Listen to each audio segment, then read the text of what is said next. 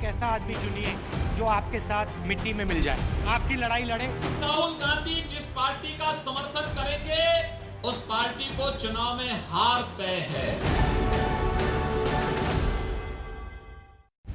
कानून व्यवस्था को सुधारने के लिए तो बयानबाजी से काम नहीं चलेगा। इनको जमीन पर उतरकर कुछ सख्त फैसले लेने होंगे। भेदभाव किसी के साथ नहीं होगा, लेकिन कानून को हाथ पर लेकर के खिलवाड़ करने की इजाजत भी किसी को नहीं होगी।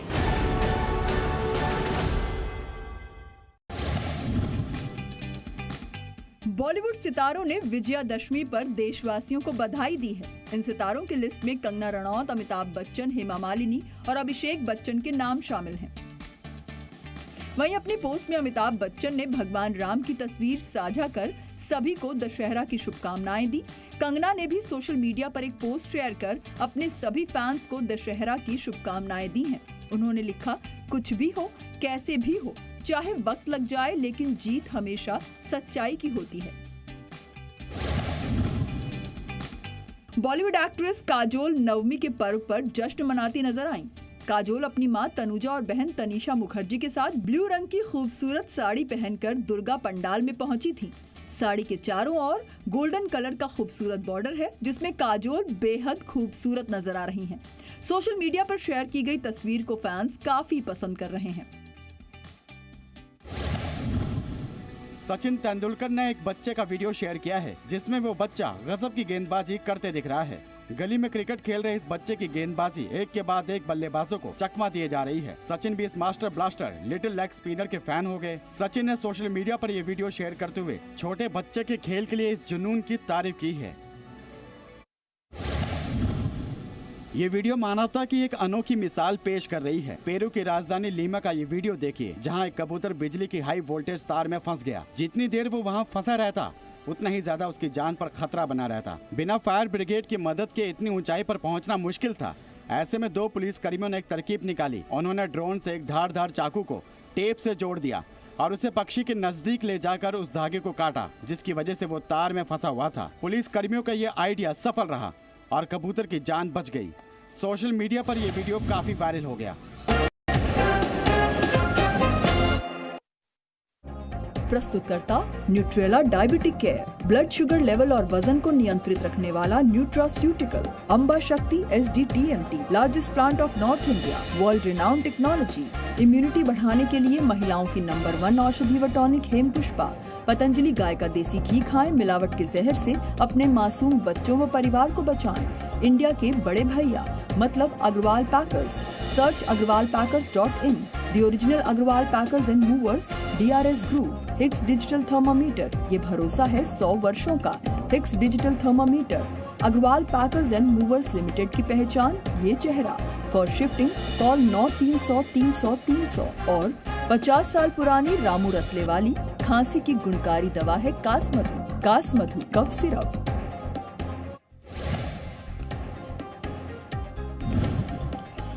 रणजीत सिंह मर्डर केस में गुरमीत राम रहीम समेत सभी 5 दोषियों को आजीवन कारावास। राम रहीम पर 31 लाख का जुर्माना भी लगाया गया।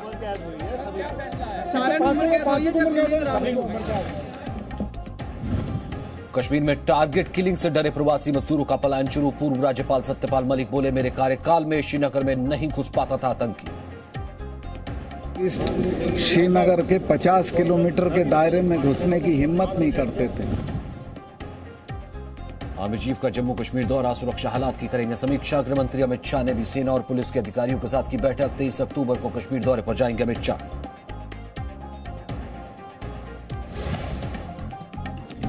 बांग्लादेश में नहीं रुकी हिंदुओं के खिलाफ हिंसा। रंगपुर जिले में 66 हिंदू परिवारों के घरों को जलाया, मंदिरों में भी की गई तोड़फोड़।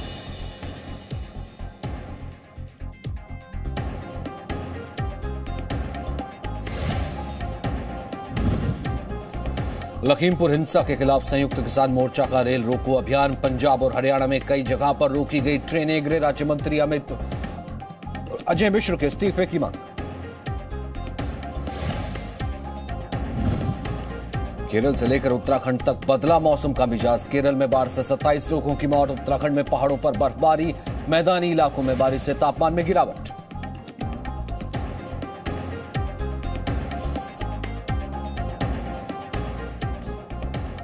और इस वक्त की सबसे बड़ी खबर, रंजीत सिंह मर्डर केस में सीबीआई की विशेष अदालत ने सजा का ऐलान कर दिया है। डेरा सच्चा सौदा के प्रमुख गुरमीत राम रहीम समेत 5 दोषियों को आजीवन कारावास यानी कि उम्र कैद की सजा सुनाई गई है।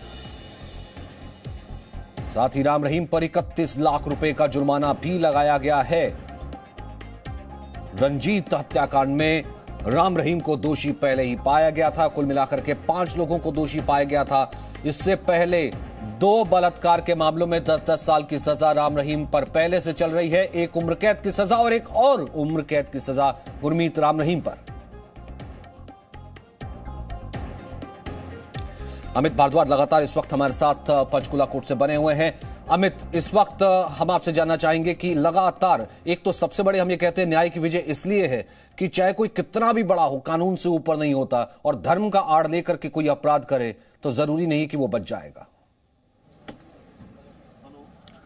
बिल्कुल सही है, क्योंकि धर्म जो है वो इस तरह के क्राइम एक्ट में आपको बोलने जाने के लिए नहीं बोलता है। धर्म को इस तरह से इस्तेमाल नहीं करना चाहिए, उसको इस तरह के तीर बना के लोगों पर नहीं छोड़ना चाहिए। और तो सबसे बड़ी बात यह है कि 19 साल बाद ये जो फैसला आया, तो ये एक, जैसे जगसीर से हमने बात की, उनसे, उनके बेटे हैं, काफ़ी ज़्यादा नम थी उनकी आंखें, और उन्होंने कहा कि बहुत साल लंबी लड़ाई लड़ने के बाद उनको फैसला जो है अब उनके हक में आया है। और उनको अब लग रहा है कि उनके पिता का जो उनके पिता जब के साथ जो हुआ, उसके बाद पूरे परिवार को जो है आज इंसाफ मिला है। हालांकि उन्होंने मांग की थी कि इनको जो है सजाए मौत दी जाए, लेकिन कोर्ट ने अपनी चीज़ों को देखते हुए उनको जो है उम्र कैद की सजा दी है। ये एक और मामला सीबीआई कोर्ट में जो पेंडिंग है, जो कास्ट्रेशन का है, जिसमें हेमराज का भी नाम आया था, कास्ट्रेशन वाला मामला जो है वो भी अभी पेंडिंग है। उसमें भी देखना है कि आगे क्या होता है, और कि कई लोकल कोर्ट्स में भी जो मामले हैं वो भी पेंडिंग है। लोकल कोर्ट्स में मामले पेंडिंग है। एक और आपने कहा प्रेसिडेंशियल वाला मामला पेंडिंग है। और कुल मिलाकर के ये यहाँ जो लगातार सजाएं हुई हैं उससे बताता है कि कैसे न्याय की विजय हो सकती है। कोई कितना भी बड़ा हो, कम से कम इस तरीके से तो नहीं टूट सकता। रंजीत सिंह मर्डर केस में राम रहीम को हुआ है उम्र कैद की सजा और 31 लाख का जुर्माना।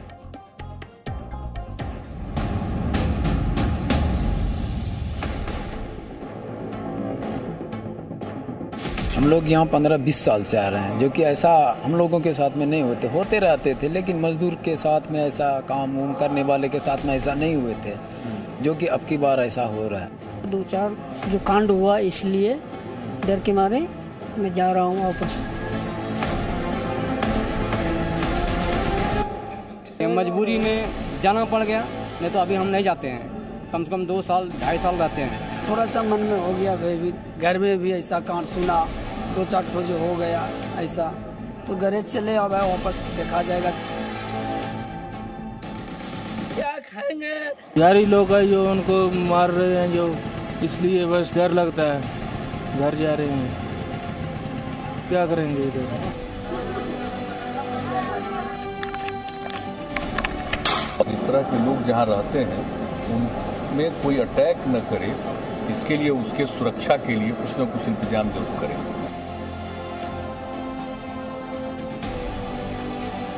कश्मीर में आतंकवाद खत्म करने की वो एक निदान की रूप से 370 और 35 को हटाया। क्या ये रामबाण साबित हुई? क्या फिलहाल जो हमारे बाहरी राज्यों के लोग हैं उनको सेना पुलिस के कैंपों में रखा जाए। 1-2 दिन बाद हमारे गृह मंत्री जी आ रहे हैं।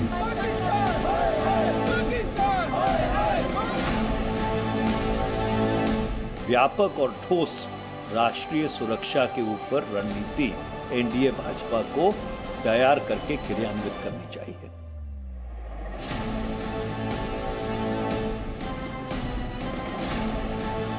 सिर्फ पाकिस्तान को धमकी देकर नहीं रुके, क्योंकि अगर होता है तो पाकिस्तान के ऊपर सर्जिकल स्ट्राइक करेंगे। ये सर्जिकल स्ट्राइक से छूटने वाला ये विषय नहीं है। नमस्कार, ठोक के सीधे श्रीनगर से आपके साथ मैं अदिति त्यागी हूं। जैसा कि हम आपसे कहते हैं, हम आपको सिर्फ खबर दिखाते नहीं, खबर के मायने भी समझाते हैं। तो जम्मू कश्मीर में इस वक्त क्या हो रहा है आप जानते हैं, जी न्यूज़ आप देखते आए हैं, तो हम आपको लगातार बता रहे हैं कैसे 16 दिनों में 11 सिविलियंस की, आम नागरिकों की आतंकियों द्वारा हत्या कर दी गई। अभी आपने हमारी रिपोर्ट में भी देखा कि जो प्रवासी मजदूर हैं वो कितना डरे हुए हैं, किस तरह से आतंकी दहशत का एक माहौल क्रिएट करना चाहते हैं, बनाना चाहते हैं, लेकिन जवाब में इसके सिक्योरिटी फोर्सेस भी एक्शन में है और केंद्र सरकार भी एक्शन में है। केंद्रीय गृह मंत्री अमित शाह ने आज हाई लेवल मीटिंग्स की हैं और साथ ही आपको यह भी बता दें 23 अक्टूबर को वो खुद यहां आने वाले हैं। उनके अलावा सेना प्रमुख जनरल MM नरवणे भी इस वक्त जम्मू के दौरे पर हैं। सीमावर्ती इलाकों का वो दौरा करेंगे, हालात का वो जायजा लेंगे, लेकिन अपने आप में बड़ा सवाल ये है कि निपटना किससे है। एक तरफ ये सवाल है कि क्या कोई बड़ा एक्शन होने जा रहा है और दूसरा बड़ा सवाल है कि निपटना किससे है। क्या पहले की तरह सिर्फ आतंकियों से निपटना है या फिर आतंकियों के तालिबान मॉडल से निपटना है। आपको बता देते हैं कि जब हम आपसे कह रहे हैं आतंकियों का तालिबान मॉडल या आतंकियों का काबुल मॉडल, तो हम क्या कहना चाह रहे हैं। आपको याद होगा काबुल में किस तरह से सिखों को गुरु ग्रंथ साहिब लेकर वहां से पलायन करना पड़ा था। तालिबानियों ने निशाना बनाने की कोशिश की थी। उसके बाद ढाका से भी तस्वीरें आप लगातार देख रहे हैं, किस तरह दुर्गा पंडाल और इस्कॉन मंदिर पर हमले किए गए हैं, निशाना बनाया गया है। अब वैसा ही तालिबानी मॉडल आप कह सकते हैं कि कश्मीर में भी दिखाई दे रहा है, जिसमें निशाने पर हिंदू हैं और खास तौर पर प्रवासी हैं जिनकी हत्या की जा रही है। तो क्या कश्मीर में काबुल मॉडल ही नई चुनौती है? ये अपने आप में एक बड़ा सवाल है और इसीलिए ताल ठोक के आज हमारे सवाल यही है, क्या कश्मीर में इसे तालिबानी साजिश ना माना जाए? टारगेट किलिंग का बदला कब? और साथ ही कश्मीर में कमी कहाँ रह गई है? कश्मीर से आतंक किस तरह से ऑल आउट किया जाएगा? और आतंक के विरुद्ध जो ये लड़ाई इस वक्त चल रही है, क्या इसे आखिरी लड़ाई माना जा सकता है? इन सब सवालों के जवाब के लिए कई खास मेहमान हमारे साथ हैं। बीजेपी का पक्ष रखने के लिए हमारे साथ गौरव भाटिया हैं, जम्मू कश्मीर पुलिस के फॉर्मर DGP SP वैद साहब हमारे साथ हैं, नीलोफर मसूद नेशनल कॉन्फ्रेंस का पक्ष रखने के लिए, PTB का पक्ष रखने के लिए शौकत चौधरी हमारे साथ हैं, कांग्रेस पार्टी का पक्ष रखने के लिए गजेंद्र साखला, और डिफेंस एक्सपर्ट के तौर पर मेजर जनरल SP सिन्हा हमारे साथ है। लेकिन गौरव भाटिया, पहला सवाल आप ही से है, क्योंकि लगातार आज पूरे दिन, बल्कि कहना चाहिए कल से ही लगातार सियासत हो रही है। दुखद खबर है ये, गंभीर हालात हैं ये, लेकिन सियासत हो रही है और हर किसी का आपसे एक ही सवाल है कि 370 के बाद आने वाला क्या अमन, चैन और विकास आपके विरोधी पूछ रहे हैं वो यही है? और साथ ही महबूबा मुफ्ती जैसे जो नेता हैं वो इसे गवर्नमेंट ऑफ इंडिया की मॉन्यूमेंटल फेलियर मानते हैं। अदिति जी, एक भारतीय होने के नाते जैसे आज आपका मन कहीं ना कहीं व्यथित है, वैसे ही एक भारतीय होने के नाते और हर भारतीय का मन व्यथित होता है जब ईमानदारी और मेहनत से अपनी रोजी रोटी अर्जित करने वाले जो हमारे मजदूर भाई हैं उनको टारगेट किया जाता है इन आतंकवादियों द्वारा। लेकिन हमें नहीं भूलना चाहिए कि अनुच्छेद 370 की, क्योंकि आपने बात करी, अनुच्छेद 370 को हटाना एक ऐतिहासिक कदम था और अनुच्छेद 370 हटाने के बाद हमने देखा किस तरह से तिरंगा 1952 के बाद पहली बार सचिवालय पे लहराया, किस तरह से विकास हो रहा है।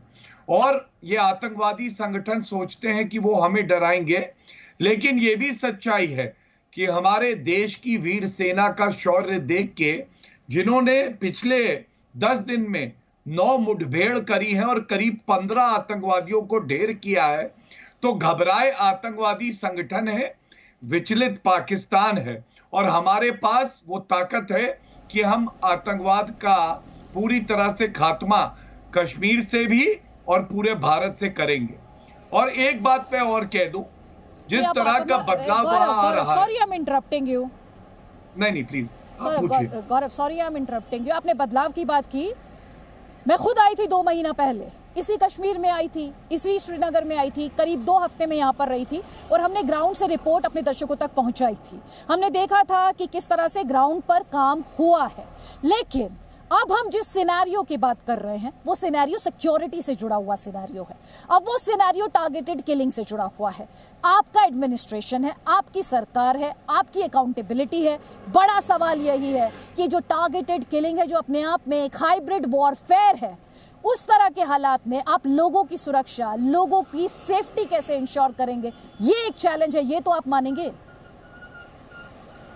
अदिति जी, बिल्कुल एक चैलेंज है, और चैलेंज इसलिए है क्योंकि कहीं ना कहीं ये जो आतंकवादी होते हैं, ये लोग ऐसे लोगों को जो निहत्थे होते हैं, जो निर्दोष होते हैं, जो मेहनत से अपना काम करना चाहते हैं, उनको टारगेट करते हैं। लेकिन मैं आज ही की खबर आपके चैनल पे चल रही थी, जो सवाल आपने पूछा उसी पे वहां लेफ्टिनेंट गवर्नर जी हैं मनोज सिन्हा जी, उन्होंने कहा कि पहली बात हम लोग सुरक्षा बढ़ाएंगे, हम लोग ये सुनिश्चित करेंगे कि आतंकवादियों को हम कैसे जल्द से जल्द ढेर करें, वहां पे एक सुरक्षा का माहौल बनाएं, जो कि आप दिखा रहे हैं। अभी भी देखिए, चेकिंग होना, फ्रिस्किंग होना, ये सुनिश्चित करना कि असला कश्मीर में ना आए, तो ये सब कार्रवाई हमारी ये जो चर्चा चल रही है उस दौरान भी हो रही है। ये मुश्किल काम जरूर हो सकता है, लेकिन मुश्किल काम को संभव करना ही मोदी सरकार की एक बड़ी खूबी रही है, आगे भी हम करते रहेंगे। ठीक है, नीलोफर मसूद, सरकार तो कह रही है कि हम कमिटेड हैं, हमने निश्चय कर रखा है, हम ये जो आतंक है हम इसका खात्मा करके रहेंगे, लेकिन सियासतदान का क्या करेंगे, उन नेताओं का क्या करेंगे जो आते ये बयान देते हैं कि इसमें कश्मीरियों का हाथ नहीं है, दूसरों पर आरोप लगाते हैं कश्मीरियों को बदनाम किया जा रहा है, साजिश की जा रही है, लेकिन बदनाम करते तो वो खुद ही दिखाई देते हैं, और उन आतंकियों के खिलाफ आवाज नहीं निकलती है, उन आतंकियों के खिलाफ जिन्होंने 16 दिनों में 11 आम नागरिकों को मार दिया। आदित्य जी, पहले ही मैं गौरव जी से कहना चाहूंगी, जो उन्होंने अभी कहा कि एब्रोगेशन ऑफ आर्टिकल 370 जो था ये एक ऐतिहासिक कदम था, मैं इससे और हम आवाम जम्मू कश्मीर के जो लोग हैं, we consider is as black blot on the democracy. Constitution को बालाई तर रखकर 2 हिस्से एक स्टेट के कर दिए गए, 2 यूटीज बनाई गई, डिमोशन डिग्रेड किया गया एक स्टेट को, और जहां पर कॉन्स्टिट्यूशन के पर नजर नहीं होगी लोगों की, पार्लियामेंटेरियंस की, और वो लोग वो सियासतदान जो इस कॉन्स्टिट्यूशन की देन है, मैम ये आर्गुमेंट आप 5 बार इससे पहले 1000 बार दे चुकी है मैम, जब ऐतिहासिक नहीं हो सकता मैम। इस समय हालात पर बात करनी होगी, इस समय आपकी पार्टी की भी अकाउंटेबिलिटी है, आपके नेताओं की भी अकाउंटेबिलिटी है, सत्ता पक्ष की अकाउंटेबिलिटी है, तो आज हर सियासी दल की यहाँ पर अकाउंटेबिलिटी है। आप 370 मैम, पहली बात तो आप जम्मू कश्मीर की आवाज नहीं है, ये आप कहना बंद कर दीजिए। जब जनता आप पर मोहर लगा दे तब इस पर बात करेंगे, लेकिन सुन लीजिए मैम, आप ये मैं खुद यहाँ पर आई हूँ मैम, मैं खुद यहाँ पर आई हूँ, मैंने यहाँ पर कश्मीरियों से बात की है, 2 महीने पहले अमन चैन विकास की बात यहाँ पर की जा रही थी मैम। आप मुझे जवाब दीजिए, आतंकियों और आतंकियों के बड़े-बड़े सियासतदानों को मैदान में नहीं उतारा, के खिलाफ बोलने से यहाँ के लीडर्स क्यों बचते हैं, एक लाइन की संवेदना में ही काम क्यों चलाना चाहते हैं? मैम आप चिल्लाती रहेंगी, मैं ऐसे डिबेट नहीं कर पाऊंगी, आई एम सॉरी मैम, इस तरह से मैं नहीं दे पाऊंगी, इस तरह से डिबेट नहीं होती है, इस तरह से डिबेट नहीं होती है, इस तरह से आप डिबेट नहीं कर पाएंगी मुझसे। ये कहा गया मैम आपसे क्या कह रही हूँ, उस टेरर को खत्म करने के लिए आतंकियों और आतंकियों के आकाओं की मजम्मत करने से नेता क्यों डरते हैं कश्मीर के? टेरर का माहौल जो आप कहती हैं, क्या वो वैसा ही नहीं है जो 1990 में था? क्या वो वैसा ही नहीं है? बिल्कुल वैसा ही माहौल है जो 1990 में था। एक सेकंड पहले हमें यहाँ पर टेरर इंसिडेंट्स होते थे, अब तो यहाँ ड्रोन अटैक्स एक सेकंड नीलोफर मसूद, अब तो पावर प्रोजेक्ट 1 और 2 उस पर भी खतरा मंडरा रहा है। आप किस सुरक्षा की बात कर रही है, किस पीस की बात कर रही है, किस डेवलपमेंट की बात कर रही है? आतंकियों और आतंकियों के आकाओं के बारे में बोल नहीं पा रही है, आपको डर लग रहा है जब आप आतंकियों और आतंकियों के आकाओं के बारे में नहीं बोल पाती है, आप नहीं बोल पाती है। अभी सिक्योरिटी फोर्सेस को अटैक करना होता तो आप बोलती, अभी सिक्योरिटी फोर्सेस को अटैक करना होता तो आप खूब बोलती, लेकिन आतंकियों और आतंकियों के आकाओं के खिलाफ आप नहीं बोल पाएंगी, आप नहीं बोल पाएंगी। आप मैडम आप सुनिए, ये मामला कोर्ट में है, आप लॉयर है ना, आप लॉयर हैं, आप लॉयर हैं नीलोफर मसूद? मैं तो वही कहती हूँ, मैं तो वो मानती हूँ। मामला सब जुडिस है ना मैम? नहीं, मामला सब जुडिस नहीं है, लेकिन जो गलतियां हो गई हैं हाँ, तो लेकिन आप फिर भी आप ये गलती करती हैं, लेकिन फिर भी आप ये गलती करती हैं जानने के बावजूद। मैडम मुझे किसी में पर्दा डालने की जरूरत नहीं है, तथ्यों की बात करती हूँ। आप वकील होने के बावजूद, तथ्य जानने के बावजूद लोगों को गुमराह कर रही हैं। I am sorry Shaukat Chaudhary, आप जवाब नहीं देना चाहती मैम, मैं वक्त जाया नहीं करूंगी। आई एम सॉरी, आपसे जवाब आज मुझे चाहिए, बाद में फ्लोर दूंगी। शौकत चौधरी जो सवाल नीलोफर मसूद से था, please get your audio down. I can not debate like this, this is not the way to debate, this is not the way to debate. I am sorry, हंगामा खड़ा करना मेरा मकसद नहीं। मेरी कोशिश है ये सूरत बदलनी चाहिए। शौकत चौधरी, जो सवाल अभी मैं नीलोफर मसूद से पूछ रही थी, नेताओं के मुंह में दही क्यों जम जाती है, ताला क्यों लग जाता है जब आतंकियों और आतंकियों के आकाओं के बारे में बोलना होता है? वहां पर तो चुप्पी, वहां पर तो सन्नाटा, वहां पर तो एकदम खौफ दिखाई देता है, और वही सिक्योरिटी फोर्सेस के खिलाफ बोलना हो तो जहर उगलने लगते हैं। नहीं, देखिए, हम तो ये कहेंगे कि मरकजी सरकार ने शायद हमारे साथ धोखा कर दिया है। जो बात हमने 2 साल पहले सुनी थी और जिस बात का वादा किया था, आज सरकार फेल हो चुकी है। जम्मू कश्मीर में लॉ एंड ऑर्डर जो है वो गवर्नमेंट की मशीनरी से जो है वो उसको कंट्रोल करने में फेल हो रही है कहीं ना कहीं। और ऐसे हालात में गौरव भाटिया जी यहाँ कहते हैं कि हम ऐसा करेंगे, ऐसा करेंगे। ये ट्रीटमेंट से पहले केयर जो है वो नहीं करनी चाहिए थी। आप कह रहे थे कि हालात, आप गौरव भाटिया से सवाल पूछिएगा, सत्ता पक्ष में वो है, गौरव भाटिया जवाब भी देंगे। एक सेकंड क्लैरिटी दीजिए। आप कह रहे हैं गवर्नमेंट ऑफ इंडिया फेल हो गई, गवर्नमेंट ऑफ इंडिया फेल हो गई, किसके खिलाफ फेल हुई है? अब ये भी बोलिए, आपके हिसाब से गवर्नमेंट ऑफ इंडिया फेल हुई, किसके खिलाफ फेल हुई? मैं बता रहा हूँ। गौरव भाटिया जी कह रहे हैं कि अभी स्थिति ठीक नहीं है, और एक गौरव भाटिया जी को छोड़ दीजिए ना, आपसे जो सवाल पूछ रही है उसका जवाब दीजिए। गवर्नमेंट ऑफ इंडिया किसके खिलाफ फेल हुई है आपके हिसाब से? किसके खिलाफ? आतंकियों के खिलाफ, आतंकियों के आकाओं के खिलाफ। लॉ एंड ऑर्डर, इसका मतलब ये है कि जम्मू कश्मीर में लॉ एंड ऑर्डर कंट्रोल नहीं हो रहा है इनसे, तो एलजी साहब जो है वो अपने पद से इस्तीफा क्यों नहीं देते? लॉ एंड ऑर्डर कौन बिगाड़ रहा है? अब मैं सवाल करूंगी, लॉ एंड ऑर्डर कौन बिगाड़ रहा है? सरकार बिगाड़ रही है। ये सरकार की जिम्मेदारी है कि वो लॉ एंड ऑर्डर को जो है वो सिटीजन्स की सिक्योरिटी को कौन बिगाड़ रहा है? तो कौन बिगाड़ रहा है? टारगेटेड किलिंग कौन कर रहा है? टारगेटेड किलिंग कौन कर रहा है? शौकत चौधरी, ये सरकार से पूछिए कौन कर रहा है, सरकार से पूछें आप, ये सरकार को पता होना चाहिए। टारगेटेड किलिंग कौन कर रहा है? आप इस पर बोलिए ना। लॉ एंड ऑर्डर की बात आप कर रहे हैं, लॉ एंड ऑर्डर की बात आप कर रहे हैं। आपको तो आतंकियों के खिलाफ बोलने से, एक शब्द बोलने से डर लग रहा है सर। आपको तो आतंकियों के खिलाफ एक शब्द बोलने से डर लग रहा है, खौफ में आ गया। एक बार आपके मुंह से नहीं निकला आतंकी। पता किसको होना चाहिए? मैं ये कह रहा हूँ, टेररिस्ट का पता किसको होना चाहिए? सरकार को। सरकार जवाबदेह है, सरकार के मुंह में दही जमा हुआ है। सरकार कहाँ बैठी कौन है? गौरव भाटिया से इस पर जवाब दूंगी। टेररिस्ट भेजता कौन है? आपके यहाँ वेपन भेजता कौन है? भारत में वेपन भेजता कौन है? उसके खिलाफ भी एक शब्द बोलिए। कहाँ से टेररिस्ट आता है? नहीं, आपको भी तो पता है, आपको भी तो पता है, आप बोलिए ना, आप भी तो बोलिए। जिनसे बातचीत की वकालत करते हैं आपकी नेता, मैं सरकार में हूँ, आप भी तो बोलिए। मैं सरकार हूँ क्या? आप भी तो बोलिए सर, सवाल आप पूछ रहे हैं सरकार से। को देखना है। जो यहाँ पर गन भेजते हैं, जो यहाँ आतंक, जो यहाँ पर पाकिस्तान स्पॉन्सर्ड टेररिज्म, उसमें बोलिए ना, क्यों नहीं बोलते आप? तो सरकार क्यों नहीं बोल रही है? सरकार बोले ना, सरकार के मुंह में दही जमा है क्या? आपने कहा मैं सरकार में हूँ, तो इस बात को समझिए, पाकिस्तान से कब बात करनी है और कब बात नहीं करनी है, ये सरकार का काम है, ये आपका सिलेबस नहीं है। जो आपकी नेता हर तीसरे दिन इस तरह की स्टेटमेंट देने शुरू कर देते। गौरव भाटिया, सत्ता में आप है, जवाब आपको देना है। अब आप चुप बैठ जाइए। शौकत चौधरी, एक्सपोज हो गए। आतंकियों के बारे में बोलने से आपको डर लगता है, पाकिस्तान से बात करने की वकालत करेंगे, लेकिन आतंकी कौन भेजता है ये बोलने पर चुप्पी साथ जाएंगे। आप बैठ जाइए, एक्सपोज हो गए, बैठ जाइए। इसलिए सवाल पूछे, सवाल पूछ रहे हैं, अब आप जवाब सुन लीजिए ना, जवाब सुनिए। गौरव भाटिया, अब मैं उत्तर दे दूं अदिति जी, बहुत देर तक मैंने इनकी बात सुनी। देखिए, इन्होंने कहा दही जमा हुआ है, तो पीडीपी के प्रवक्ता को मैं जरा याद दिलाता हूं, यूनाइटेड नेशन जनरल असेंबली में कोई शेर की तरह दहाड़ा तो वो नरेंद्र मोदी जी थे। आतंकवाद को खत्म करना है, विश्व को दिशा दी, लेकिन बुरहान वानी आतंकवादी है ये आप नहीं कह पाएंगे, महबूबा मुफ्ती नहीं कह पाएंगी, आपके मुंह में दही जम जाएगी। आपको मालूम है महबूबा मुफ्ती ने क्या कहा था? तिरंगे को कांधा देने वाला कोई नहीं होगा।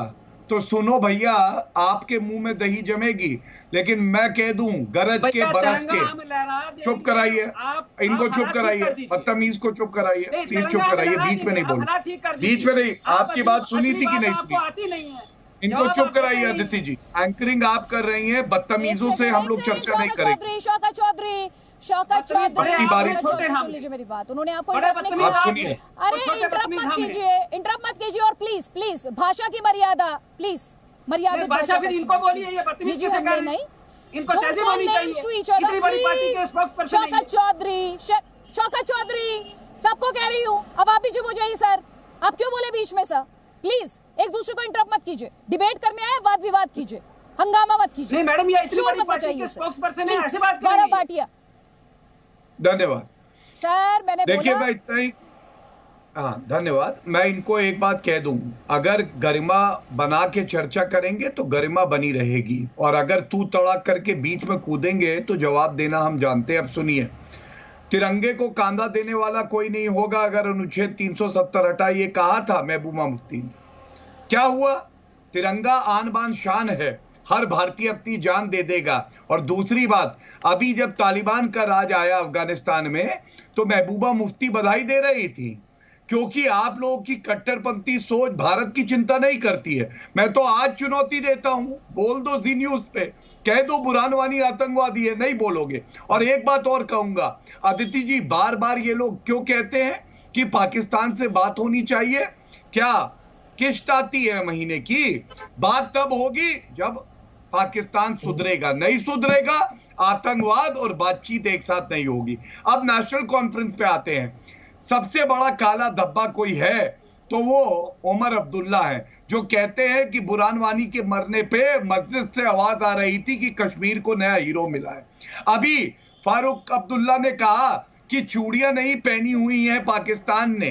अरे पाकिस्तान ने चूड़ियां पहनी है, सलवार पहनी है, ये मत चिंता करो। हमारे जो जाबाज सिपाही है ना, वो लोग ठोक के रख देंगे जैसे बालाकोट एयर स्ट्राइक पे ठोका है। और अभी भी नागरिकों के साथ खड़े हो, नागरिकों के साथ खड़े हो अगर हिम्मत है तो, आतंकवादियों के साथ नहीं। ईद में मत बोलना, समझे? ईद में मत बोलना, फिर से बोल रहा हूँ, अपनी अपनी बारी में दो काले धब्बे एक साथ बोलने लगे। दो काले धब्बे, मैं आगे आपको आगे काउंटर करने का मौका दूंगी, प्लीज आगे आपको काउंटर करने का मौका दूंगी। गजेंद्र सिंह साखला, इन टारगेटेड किलिंग को लेकर कांग्रेस पार्टी के नेताओं का क्या रुख है? क्योंकि हम मनीष तिवारी को सुन रहे हैं, वो तो कह रहे हैं कि भाई ये बड़ा फेलियर है। आज आप मनीष तिवारी से इत्तेफाक रखते हैं, क्योंकि कल तो आप मनीष तिवारी से इत्तेफाक नहीं रख रहे। स्टैंड नहीं, इत्तेफाक रखने की बात मैंने कल भी नहीं कही, आज भी नहीं कही। उन्होंने स्टेटमेंट दिया है, अगर सवाल पूछना है, जवाब पूछना है, उनसे पूछिए। कांग्रेस की बात पूछनी है, मेरे से पूछनी है तो मेरे से पूछिए। मैंने ये आपको कहा था, आज भी मैं ये कह रहा हूं कि जिस तरह की स्थिति कश्मीर के अंदर बनी हुई। Thank you for the clarity.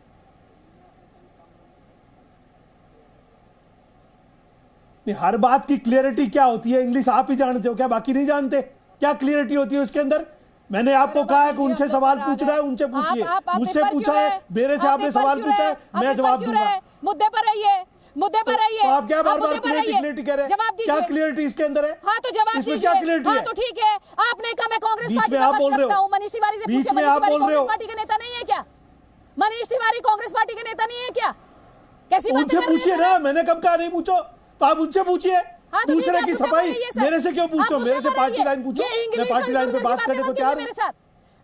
English आप बीच में बोलोगे तो मुद्दे पर कैसे आएंगे? डिबेट करने बीच में बोलोगे तो मुद्दे पर कैसे आएंगे? तो पॉइंट रखिए सर, धमकाइए नहीं मुझे, धमकाइएगा नहीं, मुद्दे पर बात कीजिएगा प्लीज मुझसे। बिल्कुल पॉइंट रख रहा हूं। केंद्र की सरकार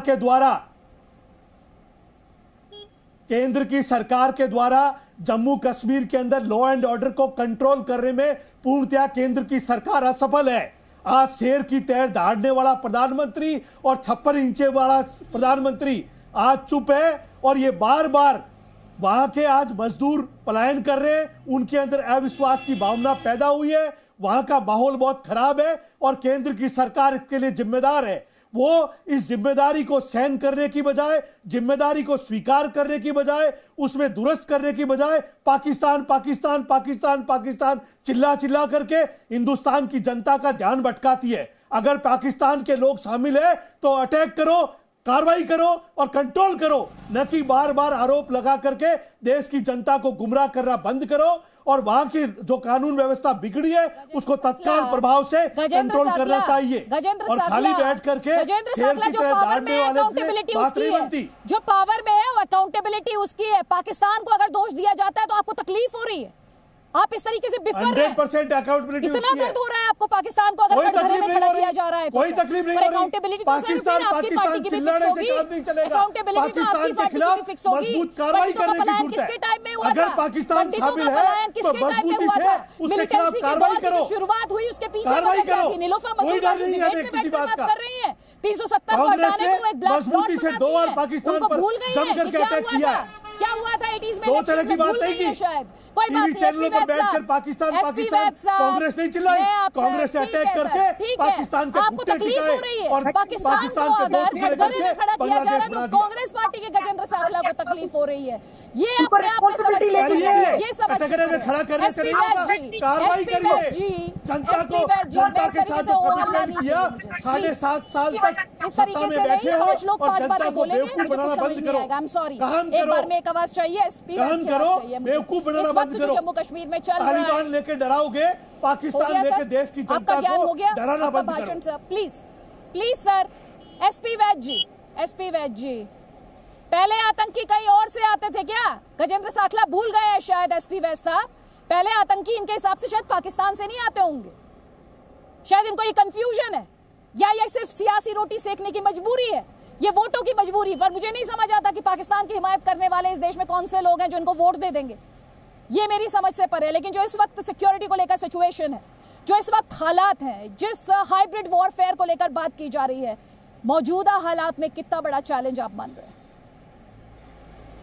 देखिए अदिति जी, जो सब हो रहा है ये पिछले जो हालात 370 के बाद आपने खुद ही जो बताया तो चेंज हो रही थी, तो एक रणनीति में तब्दीली लाई है आईएसआई, और उनका वहाँ चेंज भी हुआ आईएसआई चीफ का। उसके बाद ये रणनीति में तब्दीली आई है, जिससे एक तो वो जो माइनॉरिटीज है उनका पलायन करना चाहते हैं, तो जो आप बोल रही हैं तालिबान मॉडल, उस किस्म का जो उनका एजेंडा है वो सारी दुनिया जानती है, मुझे उसको दोबारा बताने की जरूरत नहीं।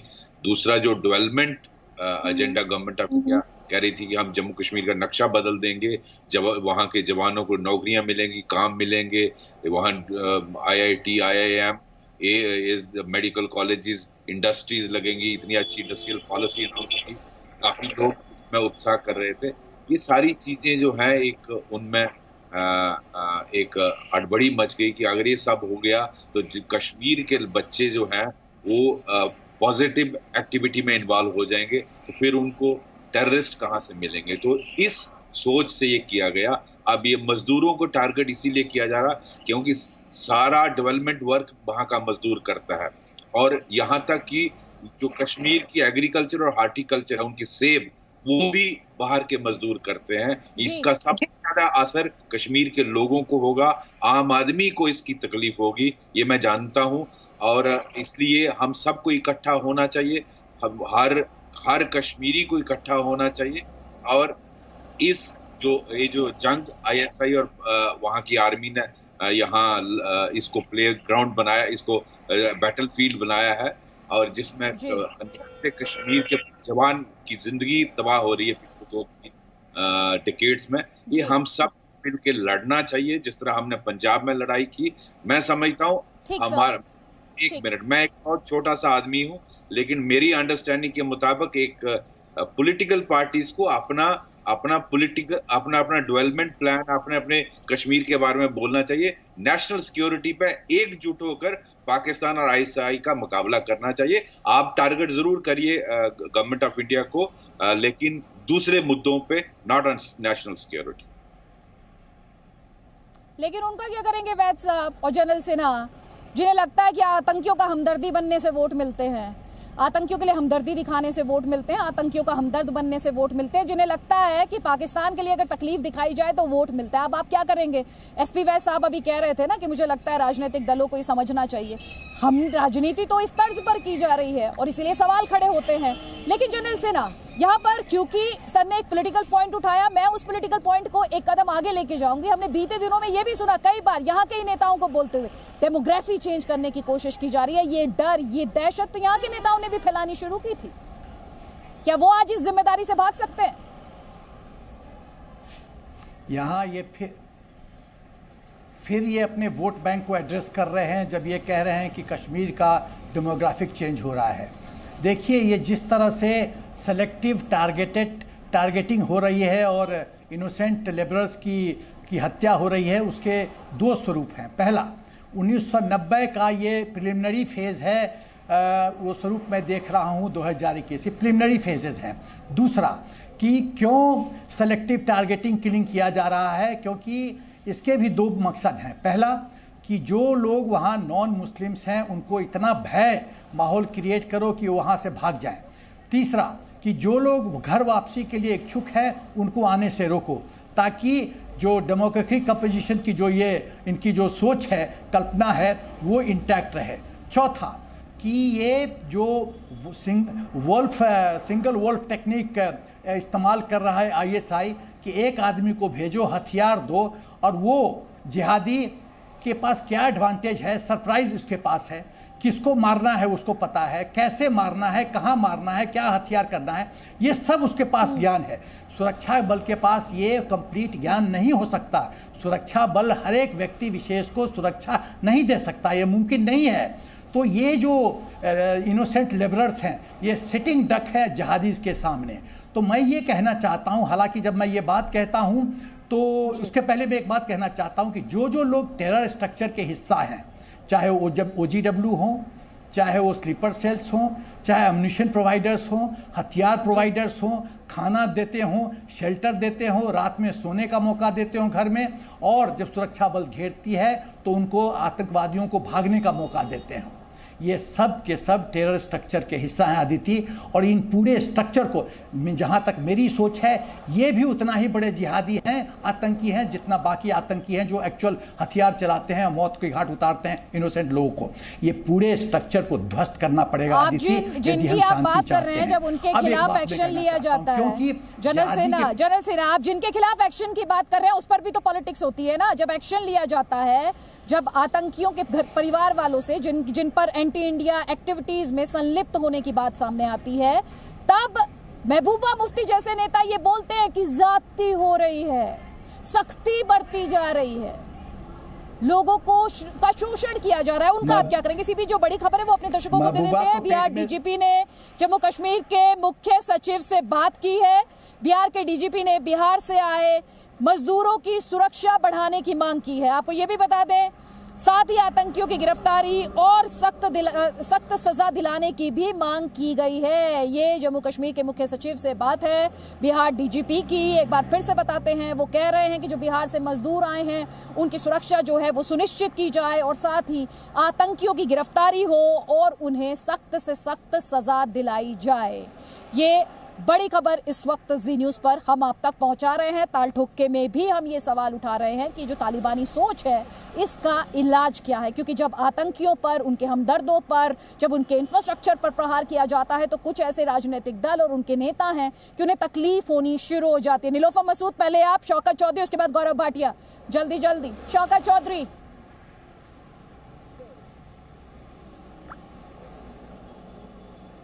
शौकत चौधरी,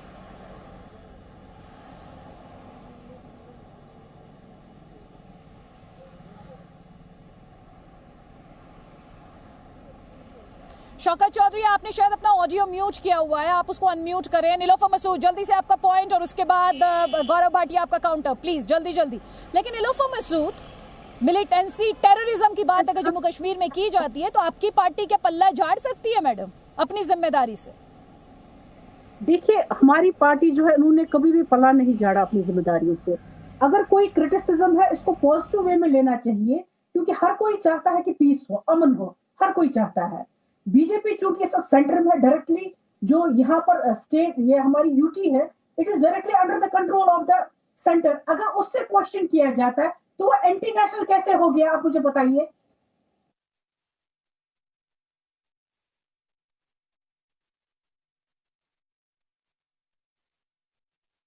वे में नहीं लेंगी तो उससे तो मुश्किलात ही बढ़ेंगी। जब 370 को हटा दिया गया, जम्मू कश्मीर नेशनल टेररिज्म की शुरुआत हुई कि कौन-कौन से में आपकी पार्टी पर आरोप लगता है वोटों की चोरी का, जिसके बाद यहाँ टेररिज्म की शुरुआत हुई।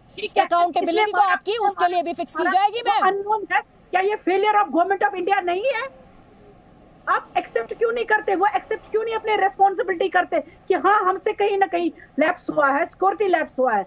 अगर आप चाइना से बात कर सकती हैं, तालिबान से बात कर सकती है, अगर यहाँ के लोग चाहते हैं पाकिस्तान से बात करें तो एंटी नेशनल कैसे हो गए? मुझे बताइए आप सर्जिकल स्ट्राइक के बारे में। मैडम, जिन्होंने अपनों को खोया है ना, जिन्होंने अपनों को खोया है, जिन्होंने अपनों को खोया है, जरा उनसे जाकर पूछिएगा, जरा उनसे जाकर पूछिएगा। एक नेता की तरह बात मत कीजिए। आप नेता की तरह बात कर रही हैं। आप जवाबदेही से तो पल्ला झाड़ती हैं। पाकिस्तान से बात करें सरकार, गोली और गोली साथ साथ चले। मैडम कल को सुनिए ना मैडम, सुनिए कल को आप कहिए सैयद सलाउद्दीन से बात करो। एक सेकंड सुन लीजिए नीलोफर मसूद, ऑडियो डाउन कीजिए इनका, ऑडियो डाउन कीजिए इनका, ऑडियो डाउन कीजिए। नीलोफर मसूद, कल को आप कहिए सैयद सलाउद्दीन से बात कर लो, हाफिज सईद से बात कर लो, कल को ये भी कह दीजिएगा। बह रहा है कल को कर ले बात, आपके हिसाब से तो कर ले। कौन कर ले, क्या कर ले? तो हम लोग पाकिस्तान से बात क्यों करनी है? इस स्टूडियो पे बैठकर सब क्या भुगत रहे मैम? आप बैठकर मजे लेना यहाँ के हालात। आपके मुंह में दही जम गया आतंकियों और आतंकियों के आकाओं के खिलाफ चलने में। मैडम सुनिए, पहले तो इस माइंडसेट से बाहर निकलिए, पहले आप अपने इस माइंडसेट से बाहर निकलिए कि आप एंकर्स को जो ये जो हर वक्त छोटा दिखाने की कोशिश करते हैं स्टूडियो में बैठकर। मैडम को जरा तस्वीर दिखाइए प्लीज। मैडम मैं स्टूडियो में नहीं बैठी हूँ। मैडम आपको धक्का लगेगा ये जानकर, आपको धक्का लगेगा जानकर कि मैं इस समय श्रीनगर में मौजूद हूँ। आप एक कमरे में बैठी हैं, आप एक कमरे में बैठी हैं जिसमें आपने हीटर चला रखा होगा। मैं ऐसे कमरे में बैठकर एंकरिंग नहीं कर रही हूँ जिसमें हीटर चल रहा होगा। मैं खुले में खड़े होकर श्रीनगर में ये डल लेक, उसके सामने खड़े होकर अपने दर्शकों तक ग्राउंड रियलिटी पहुंचा रही हूँ। ये फर्क है आप में और ये फर्क है मुझ में। शौकत चौधरी कुछ कहना चाह रहे हैं? शौकत चौधरी ईमानदार बनिए, उस आवाम के लिए भी उस आवाम के लिए भी ईमानदार बनिए प्लीज मैम। इस तरीके से नहीं, ऐसे नहीं। आपसे कुछ नहीं बन पाता तो आप एंकर्स पर ही अटैक करने लगते हैं। कोई बात नहीं, उसे पता चलता है आपके पास तर्क नहीं है। शौकत चौधरी, ये आतंकियों की हमदर्दी कब तक चलेगी भाई? मैम हम आपके शुक्रगुजार हैं, आप कश्मीर में आके यहाँ पर जो है वो पूरे देश को ये सारी चीजें दिखा रहे हैं। मैं साथ में ही एसपी वैद साहब की बात का जवाब देना चाहूंगा। सर, देश की इंटीग्रिटी और सिक्योरिटी के ऊपर कोई कंप्रोमाइज नहीं है। और इसके साथ साथ तीसरी बात मैं ये बताना चाहूँ, कोई हमदर्दी नहीं। हम जम्मू कश्मीर के अंदर अमन चाहते हैं, उसके लिए पाकिस्तान को अगर आप गोली से उड़ाएं, बम से उड़ाएं, आप पाकिस्तान को खत्म करने के बाद अमन लाएं, आप जो करना चाहें आप करें। पर हम पिछले 32 साल से ये चीजें देख देख के जो है परेशान हो चुके हैं और सुकून नहीं है जम्मू कश्मीर के लोगों को। और तीसरी बात मैं कहना चाहता हूं कि ये चीजें पिछले 15 साल में क्यों नहीं हुई? अभी आप ही दिखा रहे थे, जो मजदूर ये कह रहा था कि हम यहाँ 20 साल से रह रहे हैं कि ऐसी चीजें हमने पिछले 20 साल में नहीं देखी हैं। ये पिछले 1.5-2 साल में चीजें सामने क्यों आई हैं? इसके ऊपर सरकार को जो है वो गंभीरता से सोचना। और अगर हम कह रहे हैं तो इसका क्या मतलब है? हम यहाँ कोई पॉलिटिक्स कर रहे हैं और हम यहाँ इन चीजों का पॉलिटिसाइज नहीं करना चाहते हैं। शौकत चौधरी, करना चाहता है विपक्ष का काम है सवाल पूछना। आप कहते हैं हम पॉलिटिक्स नहीं करना चाहते लेकिन पॉलिटिक्स करते हैं। आपने ये सवाल पूछा, ये अब क्यों हो रहा है? सत्ता पक्ष से सवाल होना चाहिए, होगा, मैं उसके लिए गौरव भाटिया को फ्लोर दूंगी। लेकिन आपके मुंह से एक लफ्ज नहीं निकला जो इन आतंकी वारदातों में शामिल है। उसी वजह से नीयत को लेकर सवाल उठता है सर। और ये किसी कश्मीरी को बदनाम करने की साजिश नहीं है, क्योंकि कश्मीरियों को बदनाम करने का काम अगर किसी ने किया है तो वो आप जैसी पार्टियों ने ही किया है। आप जैसी पार्टियों ने ही हमने किया है। नहीं, ये बड़ी सच्चाई है, कड़वी सच्चाई है। गौरव भाटिया को रिप्रेजेंट किया है मैडम। 2016 भूल गए सर, 2016 भूल गए कितने लोग मारे गए थे, 2016 भूल गए कितने लोग मारे गए थे, और तब जबकि मुख्यमंत्री कौन थी, आप भूल गए हैं सर, आप भूल गए। गौरव भाटिया यही कह रहे हैं सरकार आपकी, ठीक है बोलिए। मैं दोनों की बात का उत्तर दूं, बोलिए ना सर। मैं ये कह रहा हूं कि आप गौरव भाटिया जी से पूछ लीजिए कि 1996 से लेकर 2002 तक का जो पीरियड था वो क्या था, और 2002 में जब हमारी सरकार आई तो हमने कैसे मिलिटेंसी को कर्ब किया था, बताइए मुझे। 79 लोगों पर गोलियां चलाई गई 1990 में, जनवरी के महीने, अप्रैल के महीने में, वहां से आप तथ्य रखिए ना। ठीक, भी कोई पार्टी आदिति जी, आदिति जी मैं दोनों की बातों का, हाँ जी आदिति जी मैं दोनों की बातों का उत्तर दूंगा, लेकिन 10 सेकंड मेरे समय में से मैं पीडीपी और नेशनल कॉन्फ्रेंस की नेता को देना चाहता हूं। मेरा एक सवाल है, 5 शहादत हुई, सबसे बड़ा बलिदान दिया, 5 जो सैनिक थे उनमें से एक का भी नाम बता दें अगर दोनों में, तो फिर मैं अपनी बात आगे बढ़ाऊंगा। बताइए, दोनों लोगों में से कोई भी, 5 शहीद हुए, एक भी नाम बता दीजिए। नहीं पता, आप ठीक है, अब शहीद हुए, आपको पता है, अब चुप हो जाइए, अब चुप होइए, अब मैं अपनी बात पूरी कर। देखिए अदिति जी, इनको शांत कराइए, ये मैं दर्शकों को दिखाना चाहता था। बुरहान वानी का नाम इन्हें पता होता है, जो शहादत देते हैं सैनिक उसका नाम नहीं पता होता है, लेकिन मेरी बात सुनिए उसके बाद बोलिएगा। काऊ काऊ मत करिए, बहुत गंभीर चर्चा। मुझे क्या करना है बुरहान वानी को, उसको तो आप closing comment, Gaurav Bhatia closing comment है प्लीज। जी सर प्लीज बात रखिए, क्लोजिंग कमेंट आपका है सर, जल्दी, क्योंकि मुझे बड़ी खबर है वो अपने दर्शकों तक पहुंचाएं प्लीज जल्दी। बहुत शॉर्ट में कहता हूँ, नेशनल कॉन्फ्रेंस की प्रवक्ता कह रही थी पाकिस्तान से बात होनी चाहिए, नहीं होगी बात, क्योंकि आतंकवाद को बढ़ावा देता है। और सरज सिंह जिसने शहादत दी ना, उसकी मां का नाम है परमजीत कौर, उनके 3 बेटे हैं, तीनों इंडियन आर्मी में है, और मैंने उनको सुना, उन्होंने कहा कि जब मेरा एक और बेटा बड़ा हो जाएगा उसको भी मैं आर्मी में भेजूंगा। ये है जज्बा, इसलिए बात नहीं होगी पाकिस्तान से। पाकिस्तान के 2 टुकड़े किए थे, आगे जरूरत पड़ी तो एक और टुकड़ा कर देंगे, लेकिन आतंकवाद से समझौता नहीं करेंगे। ये मोदी जी की सरकार है, और अगर तुम्हें मिर्ची लगती हो तो लगती रहे। ठीक है, कुछ ही दिन ठीक है। इस वक्त की जो बड़ी खबर है आईएसआई के कश्मीर प्लान को लेकर, और डिटेल्स हम देना चाहते हैं यहाँ पर। बहुत ज्यादा इंपॉर्टेंट ये डिटेल्स इस लिहाज से जो बीते दिनों में टारगेटेड किलिंग हमने देखी है, गैर कश्मीरी ऑफिसर्स को निशाना बनाने की बात आईएसआई कर रही है अपने कश्मीर प्लान में। घाटी में बसने के इरादे से आए गैर कश्मीरियों को निशाना बनाने की बात कर रही है। टारगेटेड किलिंग्स को आप समझ सकते हैं इससे। आतंकी कार्रवाई में शामिल पुलिस वालों के घरों को निशाना बनाना, सोचिए, पुलिस कि वो अधिकारी या वो जवान जो कि आतंक के खिलाफ एक्शन का हिस्सा है, उन्हें टारगेट करने की बात की जा रही है। घाटी में वापस लौटे कश्मीरी पंडितों को निशाना बनाने की बात की जा रही है आईएसआई द्वारा, और साथ ही मीडिया संस्थानों का बहिष्कार करना, यह है आईएसआई का कश्मीर प्लान। और ज्यादा डिटेल्स के लिए रुक करते हैं जी मीडिया संवाददाता जितेंद्र शर्मा का। जितेंद्र, और क्या डिटेल्स है आपके पास? देखिए, ये आईएसआई का ब्लू प्रिंट है जो कि अफगानिस्तान मॉड्यूल के ऊपर कश्मीर के लिए बनाया गया, और इसी के तर्ज पर जो हम पिछले दिनों जो टारगेट किलिंग देख रहे हैं, ये उसी का प्लान का एक हिस्सा है। क्योंकि जिसमें आईएसआई ने जो ब्लू प्रिंट तैयार किया है उसमें कहा है कि जो कश्मीर में बाहर से आकर के लोग रह रहे हैं, चाहे वो जम्मू कश्मीर की सरकार में ही क्यों ना काम कर रहे हो, उन सबको टारगेट किया जाए। इसमें इतना खतरनाक प्लान है आदित्य कि जो जम्मू कश्मीर की सरकार में काम कर रहे हैं, जो सरकारी नौकरी पर हैं, चाहे वो कश्मीर के बाहर के रहने वाले, लेकिन अगर वो बाहर भी जाते हैं तो भी उनको टारगेट किया जाए, चाहे वो किसी भी डिपार्टमेंट में क्यों ना काम कर रहे हो। कश्मीरी पंडित को लेकर के ये प्लान बना रहे हैं। जो कश्मीरी पंडित वापस कश्मीर में आकर के बसने की जो कोशिश कर रहे हैं, उनको लेकर के भी प्लान बनाया जाए। इस तरह का ब्लूप्रिंट जो है आईएसआई ने बनाया हुआ है। इसके अलावा ये भी कहा गया है कि जो पुलिस पर्सनल है, जम्मू कश्मीर के पुलिस पर्सनल्स हैं, वो और उनके परिवार, उन तक को भी टारगेट किया जाए, किसी को भी ना छोड़ा जाए। और साथ ही साथ ये कहा गया है कि जो लोग यहाँ पर आकर के काम कर रहे हैं। यानी कि अगर मैं बात करूँ अदिति, जो प्रवासी मजदूर है जो कश्मीर की डेवलपमेंट में अपना हाथ बढ़ा रहे हैं, जो यहाँ पर आकर के काम कर रहे हैं, लोगों की मदद कर रहे हैं, कश्मीर को बेहतर बनाने में लगे हुए हैं, उन तक को टारगेट बनाने की बात कही गई है कि चाहे इसके लिए किसी भी हद तक कोई भी कीमत क्यों ना चुकानी पड़े।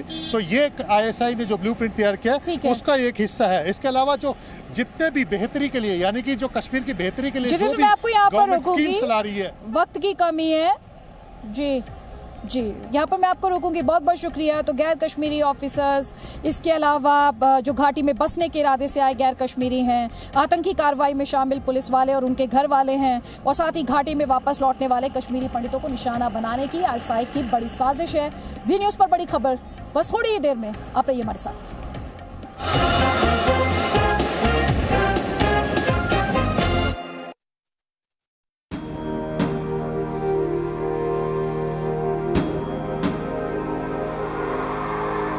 Master blaster little leg spinner के फैन हो गए। सचिन ने सोशल मीडिया पर यह वीडियो शेयर करते हुए छोटे बच्चे के खेल के लिए इस जुनून की तारीफ की है।